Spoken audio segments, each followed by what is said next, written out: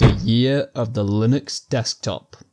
That mythical time, long prophesied, in which desktop Linux will overtake Windows and Mac OS. When is it coming? Well, according to the average tech YouTuber, never. If we are to believe their I tried Linux videos. In most of these videos, we get the same picture. Linux is buggy, there's no game support, we need to use the terminal all the time, and a myriad of other problems. The overarching message seems to be, Linux is not worth the effort. But what if I told you that these videos are in fact incredibly misleading? That Linux can not only be easy, but also fits the needs of the average user.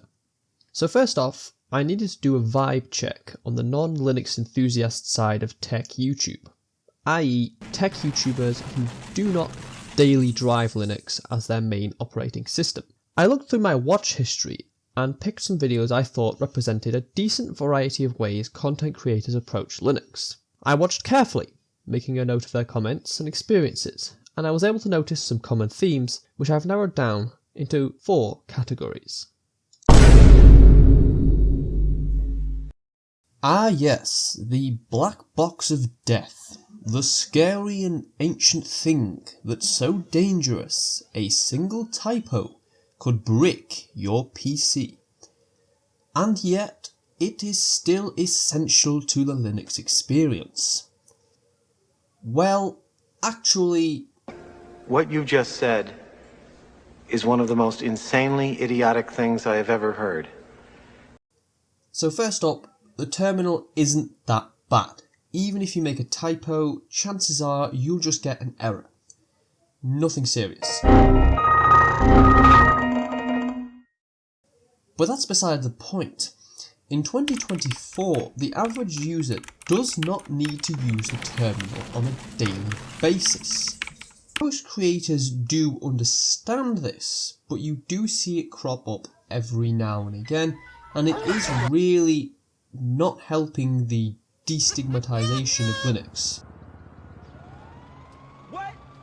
For example, in a video from content creator @ShareLeg, he mentions having tried Ubuntu in 2014 and shows this shot of his laptop, seemingly implying that the only way to install applications on Linux, at least on Ubuntu at the time, was via the terminal. The thing is, that's not even remotely true. In 2014, he would have been using Ubuntu 14.04, which had a very complete, albeit a bit ugly, software store. Now, I don't want to look like I'm nitpicking. I thought it was an otherwise great video. It just needs to be said, constant terminal use in most modern Linux distros is simply a myth. While this is annoying enough, it can be overlooked. The next issue, however, is more persistent. Okay, so this category groups together all the complaints along the lines of Windows does this, but Linux doesn't. Well, yeah, it's an entirely different operating system. It's going to behave differently. You'll have the same kind of issues with Mac. Things work differently across systems. For example, in Craft Computing's Linux trial, he complains that GNOME does not do a great job of snapping windows. What he wanted was a PowerToys Fancy Zones alternative. Now, I have only tried GNOME once, very briefly, and I didn't like it. Yuck! So I can't attest as to the window management because I only tried it very briefly. But that's not the issue. What he does next is install a Pop! OS window tiling utility and claims it's still a bit janky. Okay. Did you try any other stuff? If I tried the first option presented when looking for a specific type of app, I'd never get anything done. Screen recording, for example. Before installing OBS, I tried Simple Screen Recorder. It was terrible. Yuck! So what did I do? I tried something else, namely OBS. Switching to a new operating system can be hard if you have a rock-solid workflow like a content creator, which is why I do sympathise with the complaints of these people sometimes, depending on the complaint. But you can't just expect a completely seamless transition and be upset when you don't get one. Yes, these people are busy, but if you're going to do a sincere trial of a product, you need to be prepared to do some deep diving. Not just try something, see it fail, and give up.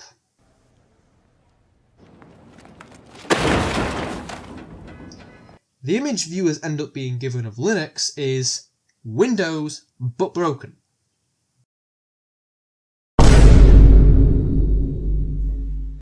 So this one is actually fading fast, thanks to the efforts of the developers of Wine and more recently Proton. I'm honestly really happy to see this because gaming is a major stronghold of Windows and one that Linux has to topple if we want to achieve market dominance. In all the videos I watched, the creators acknowledged that gaming on Linux is actually good now, with the last few non-compatible games being mostly ones with kernel-level anti-cheat, and even this obstacle may not last forever following the CrowdStrike debacle, after which Microsoft might not be quite as willing to grant third-party access to the Windows kernel in the future. But there is one complaint that invariably crops up in 9 out of 10 of these reviews like some unwanted sleep paralysis demon.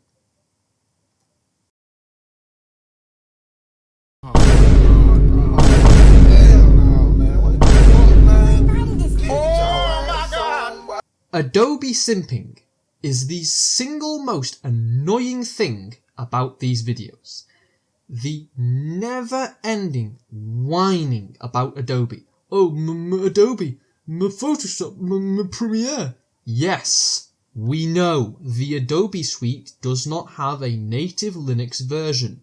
You don't need to go on and on and on and on and on about it. Besides, it's not even Linux's fault. Adobe just doesn't want to make a Linux port.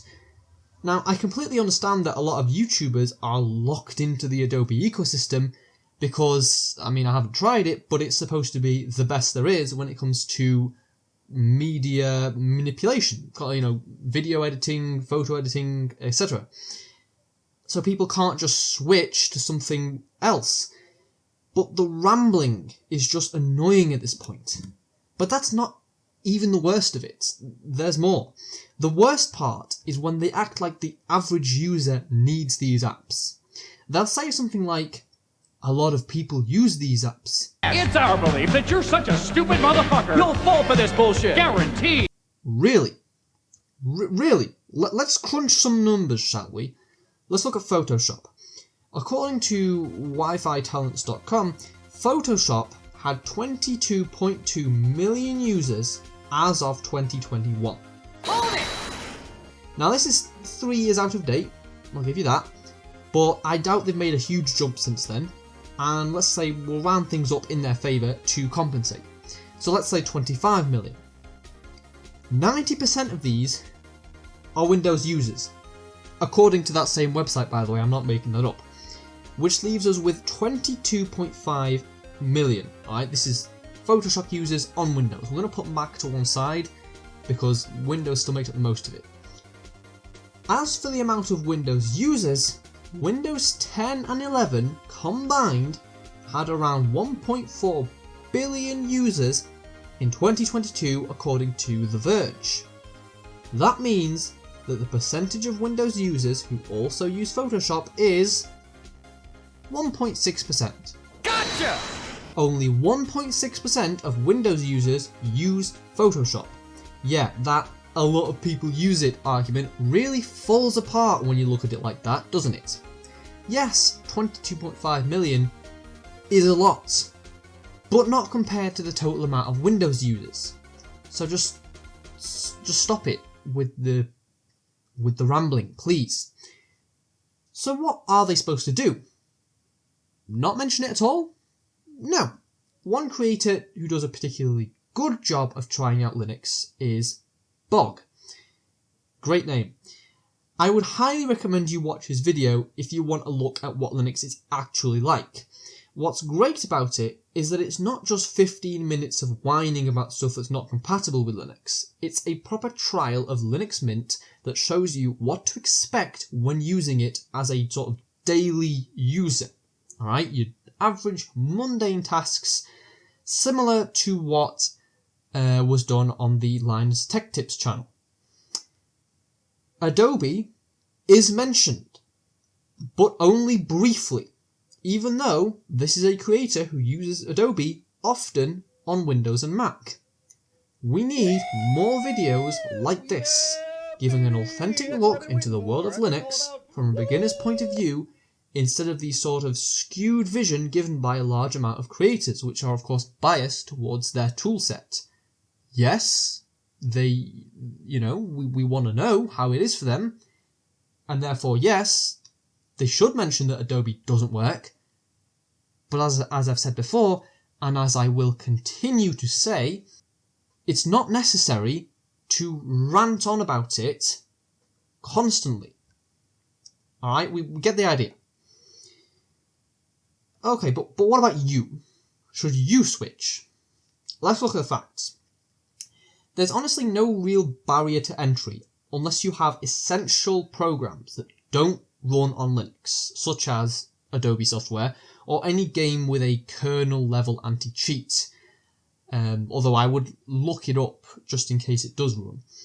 If you just use your PC for web browsing, office work, or software development, you should absolutely give it a go.